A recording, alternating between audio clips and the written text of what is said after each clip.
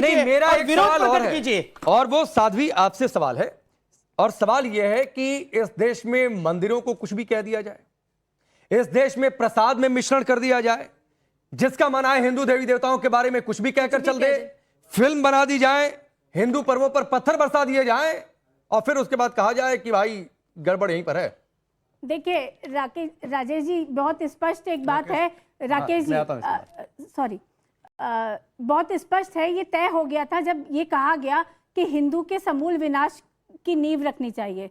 ये कहा गया कि हिंदू सनातन को डेंगू और मलेरिया से कंपेयर कर दिया गया। जब सनातन को HIV और एड्स से कंपेयर करके देखा गया, तभी इस षड्यंत्र की बुआनी शुरू हो गई थी, और ये तय हो गया था कि कुछ लोग लगे हुए हैं जिसके लिए बाहर से भी फंडिंग होती है, जिसके लिए हमारे आध्यात्मिक केंद्रों को निशाना बनाया जाता है। जब सरकारें दूसरे स्तर की बैठती है, आज चंद्रबाबू नायडू बैठे हैं तो ये खुलासा हुआ, लेकिन हो सकता था कि सरकार अगर नहीं बदलती तो सालों साल तक ये चलता रहता, और ये किसी भूलवश नहीं हुआ है, ये षड्यंत्र है, ये षड्यंत्र है। हमारी देव प्रतिमाओं को, देव आस्था के केंद्रों को पथभ्रष्ट करने का ये षड्यंत्र है, सनातन को पथभ्रष्ट करने का ये षड्यंत्र है। उसी वक्तव्य का जिसमें ये कहा गया कि सनातन का समूल विनाश होना चाहिए, सनातन मलेरिया है, डेंगू है, नहीं, आपने ये बहुत बड़ी बात बोली है साध्वी जी, आपने ये बहुत बड़ी बात बोली है। एक छोटी टिप्पणी शैलेश जी आपकी भी, फिर मैं लैब का रुख करेंगे। ये वाकई सही बात है, क्योंकि इस तरीके की टिप्पणियां तो उधर ही से आई हैं कि कोई डेंगू बता रहा है, कोई कुष्ठ बता रहा है, कोई कह रहा है हमारा एजेंडा ही सनातन है। वो लोग भी क्रिश्चियन है, और उन लोगों ने भी यह षड्यंत्र हिंदुओं के प्रति किया।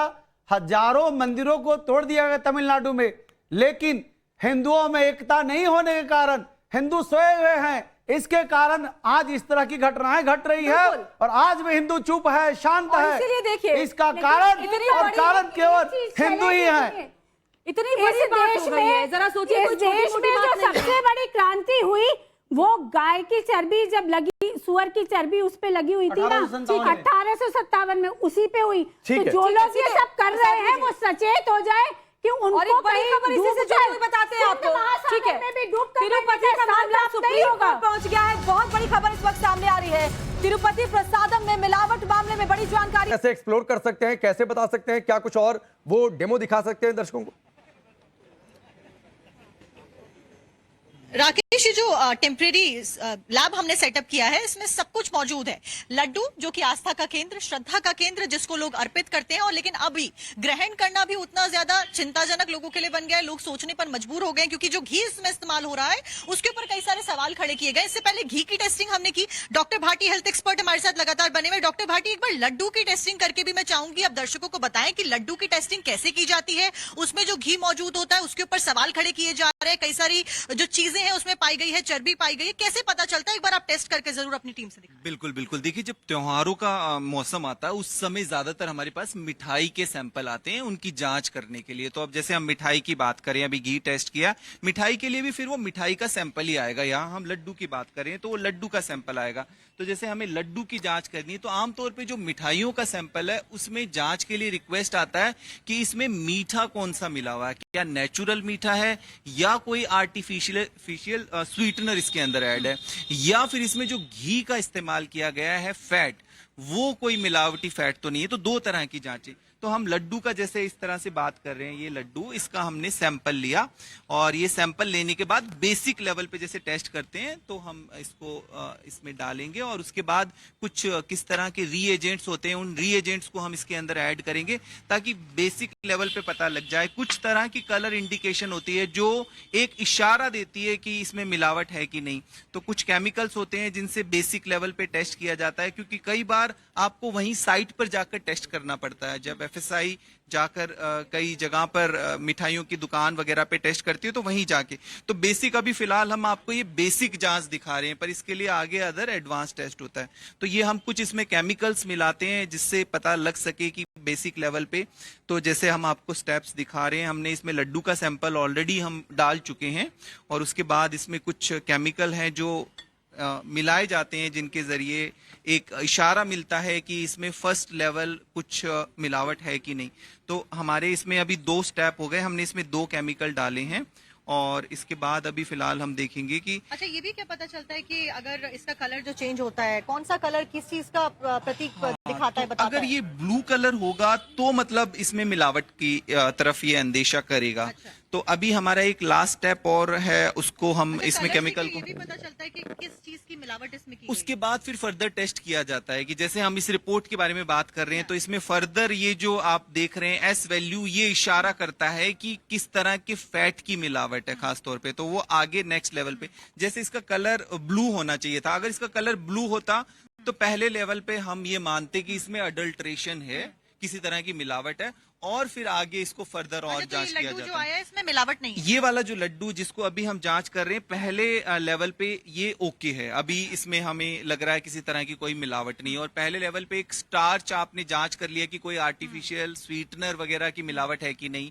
और कोई फैट की मिलावट है कि नहीं, वो आपने देख लिया। पर कौन सा फैट है, अगर मिलावट है तो उसके लिए आगे एडवांस अच्छा, टेस्ट घी किया का जाता है। कैसे पता चलता है कि मिलावटी घी का उपयोग इसमें किया गया, ये कैसे पता चलता है? हाँ, तो मिलावटी घी का देखिए, आमतौर पे अगर हम घी की बात करें तो घी के अंदर हम साक्षी, palm एक चीज oil और नहीं पूछ मिलाएंगे, लीजिएगा या कि घी ये के कौन सा अंदर हम केमिकल olive इस्तेमाल oil कर रहे या हैं, sunflower oil जो oil दर्शक नहीं अगर देख रहे हैं बड़ी वहीं पर आसानी से, अंदेशा हो जाता है। चाहे और ये oil चर्चा को तब भी किस होती है level जब पे कोई पकाया फेस्टिवल जाता होते हैं, है, घी को दीपावली आती है, बनाने का होली जो आती है, process है, कहीं तो वो एक मिलावट वैसा वाले होता मिठाई है, नहीं बिक रहे हैं। health के तो लिए एक अगर harmful है, जल्दी पर से यहाँ बता पर पाएं कि जो तीन चीजें आसानी से जो ज्यादा केमिकल मार्केट में controversy उपलब्ध हो, करती है, और fish अगर oil दर्शक और भी उसको इसके टेस्ट अलावा करना beef चाहें उसके बारे में कुछ बता पाए तो। अच्छा भाटी जी, ये सवाल यहाँ पे है कि एक किस तरीके के जो केमिकल्स हैं उनका इस्तेमाल यहाँ पर आपने टेस्टिंग में किया, क्योंकि हमारे जो दर्शक सुन रहे हैं, देख रहे हैं हमें, वो ये जानना चाहेंगे कि कौन से केमिकल्स हैं, और क्या ये वही केमिकल्स हैं जो कि अमूमन दिवाली होली पे आप कहते हैं टेस्टिंग बड़े पैमाने पर की जाती है, उस बीच क्या यही केमिकल्स का यूज किया जाता है टेस्टिंग करने के लिए मिठाइयों का? और कोई घर में आप करना वैसे चाहे देखेंगे तो जनरली रैपिड टेस्टिंग के लिए घी के अंदर मिलावट है, दूध के अंदर मिलावट है, वो आप